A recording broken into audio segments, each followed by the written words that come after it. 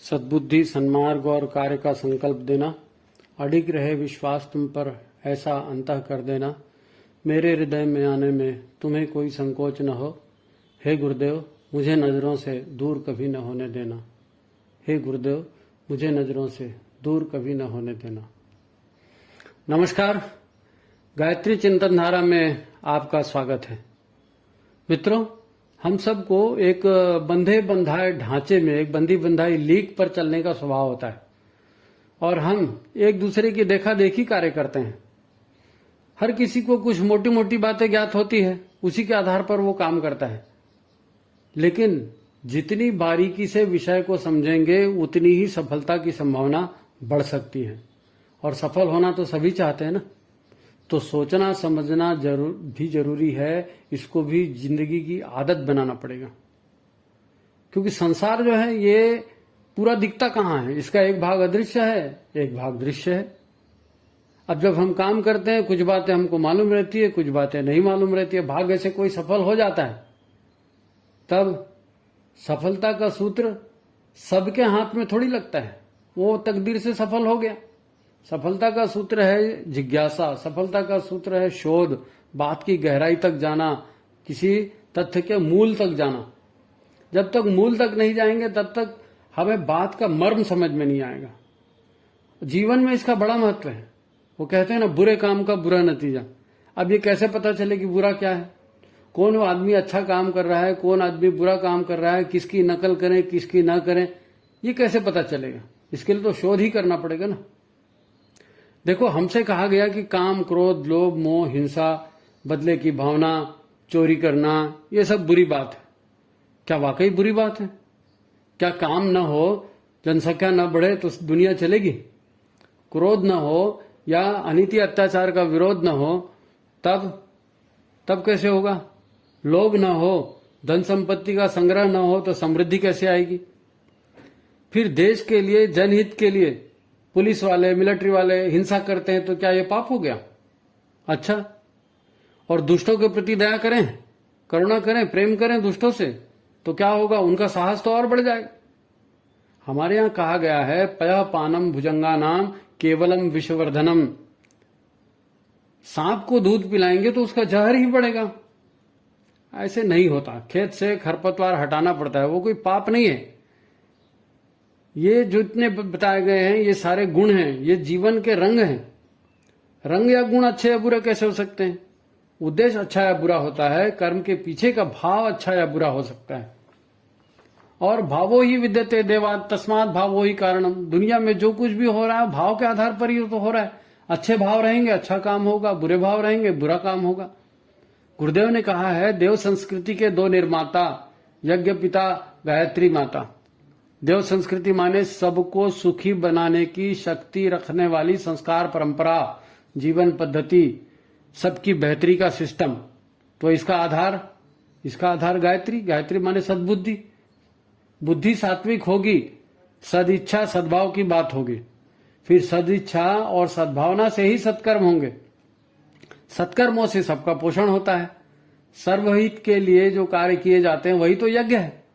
सद्बुद्धि और सत्कर्मों पर चलकर ही सबके साथ न्याय हो सकता है, सबका पोषण हो सकता है। और वसुधैव कुटुंबकम की बात उसके बिना कैसे सार्थक होगी? दुष्टता या बुरी बात क्या है? जो सद्भावना के उलट यानी दुर्भावना है, और यज्ञ के उलट माने स्वार्थ है। यज्ञ सद्भावना है और स्वार्थ दुर्भावना है। इसके प्रभाव में जो कर्म होते हैं वो अच्छा या बुरा प्रभाव पैदा करते हैं, इसीलिए इन्हें अच्छा या बुरा कर्म कहते हैं।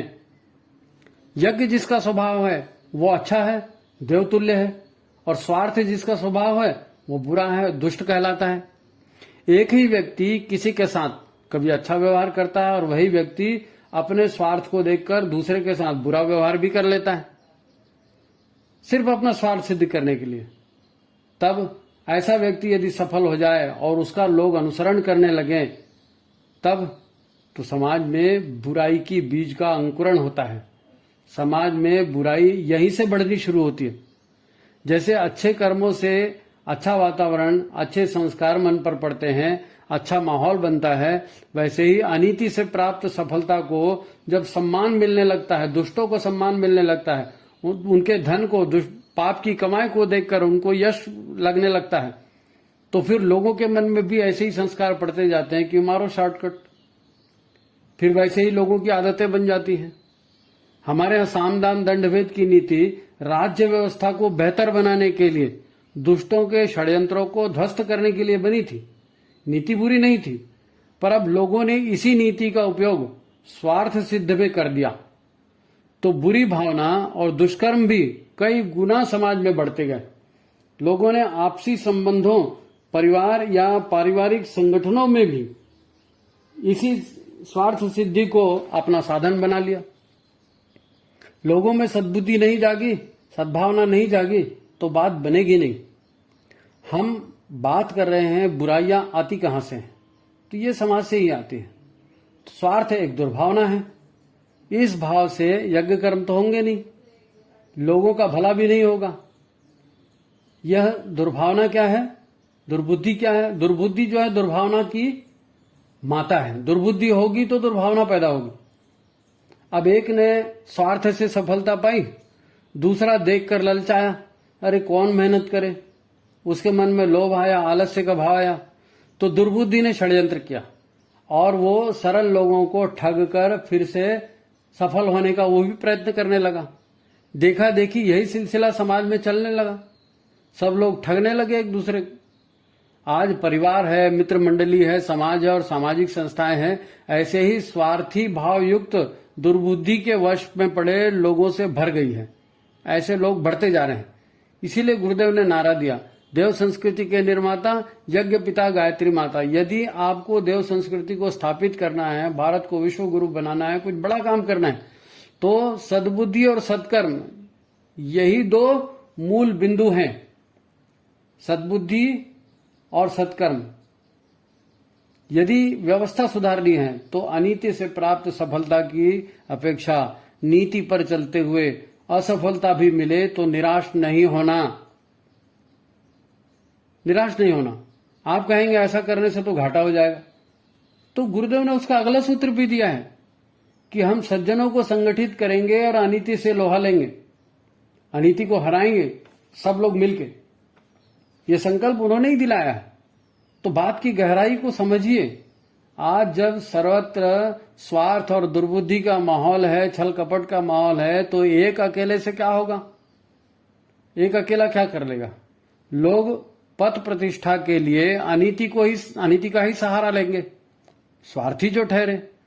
तो फिर बंदी बंधाई लीक पर चलने का ये समय नहीं है, ये कलयुग है। अब तो शक्ति संगठन में है। अकेले अकेले नीति का विरोध संभव नहीं है। संपूर्ण तंत्र को ही बदलना है। यह सारा तंत्र बदलेगा, नया तंत्र बनेगा, तब बात बनेगी, नया भारत बनेगा, विश्व गुरु तभी बनेगा। ठीक है, तो फिर युगाधिपति महाकाल की जय। ठीक है मित्रों, आज की बात यहीं तक। इस चैनल को आप सब्सक्राइब कीजिए, अपने मित्रों परिजनों के पास इसे भेजिए, उनसे भी कहें आगे तक बात पहुंचाएं। तो धन्यवाद, नमस्कार।